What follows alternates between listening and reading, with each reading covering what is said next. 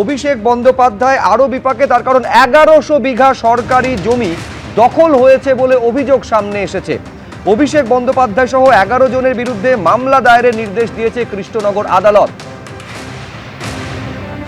কৃষ্ণনগর আদালত নদিয়ার নাকাশিপাড়ায় সরকারি জমি দখল হয়েছে বলে অভিযোগ, মূল্যবান গাছ বিক্রি করে দেওয়া হয়েছে বলে অভিযোগ, অবৈধভাবে মাটি পাচার করা হয়েছে বলে অভিযোগ সামনে এসেছে এবং এই অভিযোগের প্রেক্ষিতে আদালত নির্দেশ দিয়েছে অভিষেক বন্দ্যোপাধ্যায় সহ 11 জনের বিরুদ্ধে মামলা দায়ের করতে হবে বলে নির্দেশ দেওয়া হয়েছে।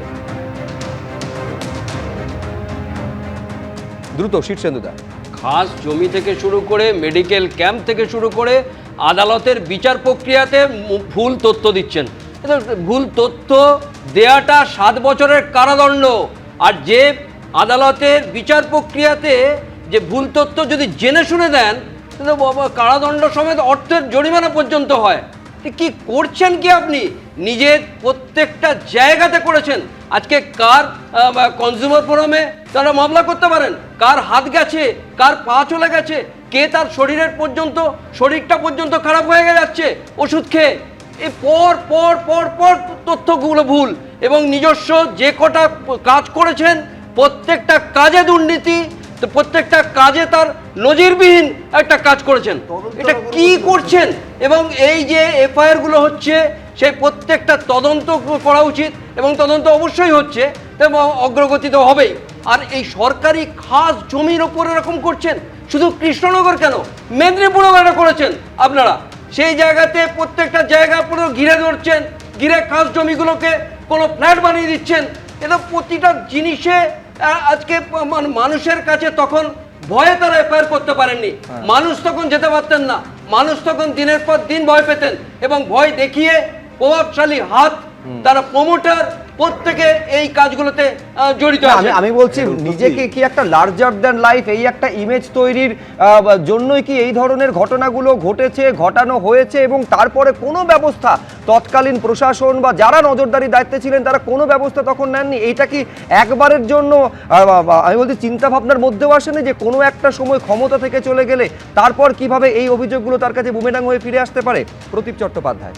না দেখুন, অভিষেক বন্দ্যোপাধ্যায় বা তৃণমূল কংগ্রেস মানে কালীঘাট তৃণমূল কংগ্রেস এই অভিযোগগুলোকে গুরুত্ব দিচ্ছে না, বলছে এই অভিযোগগুলোই মানে ফালতু অভিযোগ, কোনো গুরুত্ব নেই। আজকে 4 তারিখের পরে পশ্চিমবঙ্গবাসী প্রত্যেক দিন শুধু এইটাই উৎসুক হয়ে দেখছে যে আজকে নতুন কি অভিযোগ আসবে, অভিষেক বন্দ্যোপাধ্যায়ের আরেকটা কীর্তি কি আসবে।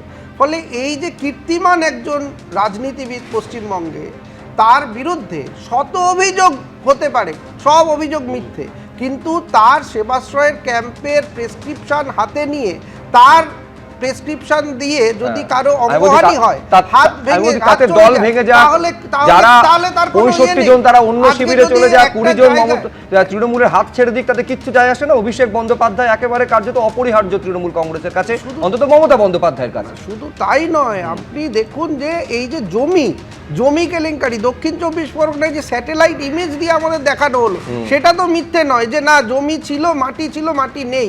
এগুলো কোথায় হলো? তা তো ডায়মন্ড হারবার মডেল কি মাটি সরিয়ে দেওয়ার মডেল, না মাটি রাখার মডেল? কোনটা? মাটি মানুষের সরকার তো মাটি নিয়ে রাজনীতি করতে শুরু করলো, মাটি নিয়ে এখানে দুর্নীতি শুরু হয়েছে। তো ফলে এই জায়গায় আজকে আপনারা জিজ্ঞেস করছেন সোর্স অফ ফান্ড, এই যে এত কিছু হয়েছে, আপনি প্রত্যেকটাতে যদি সোর্স অফ ফান্ড দেখবেন, বিভিন্ন দুর্নীতির টাকাটাই হচ্ছে সোর্স অফ ফান্ড, আর কোনো তো সোর্স অফ ফান্ড নেই। আজকের একের পর এক যে দুর্নীতি অভিষেক বন্দ্যোপাধ্যায় করে গেছে, তখনকার প্রশাসন চোখ বুজে থেকেছে, আর এখনকার প্রশাসন যে চোখ খুলছে তাতে তৃণমূল কংগ্রেসের অস্বস্তি আরো বাড়বে, এবং সিএজি নিয়ে যে রিপোর্ট পেশ হয়েছে সেখানে কিভাবে দুর্নীতি হয়েছে সেইগুলোও সামনে এসেছে। খুব সামান্য সময় আলোচনার জন্য পাবো, দ্রুত অনির্বাণ বন্দ্যোপাধ্যায়। দেখুন, এখানে স্টুডিওতে উপস্থিত এত বড় বড় সব শার্লক হোমস রয়েছে, প্রদীপদা, শীর্ষেন্দুদা, সবাই মোটামুটি সবই তো জানে কোথায় কি হয়েছে। সেখানে তদন্ত আদালতের দরকার কি? এরা এখানে বসেই তদন্ত করে এখানেই বসে তারা রায় দিয়ে বুঝলাম। আপনারা বিজেপির অনুপ্রেরণা অনেক কিছু দেখতে পাবেন, আপনারা এখানে বসে বসে অনেক কিছু দেখতে পাবেন। কথা কোন বলো। জায়গায় তথ্য দুর্নীতি প্রমাণ বাকি ছিল না। রক্ত তথ্য বিক্রি প্রমাণ থেকে থাকলে শুরু দিন করে না।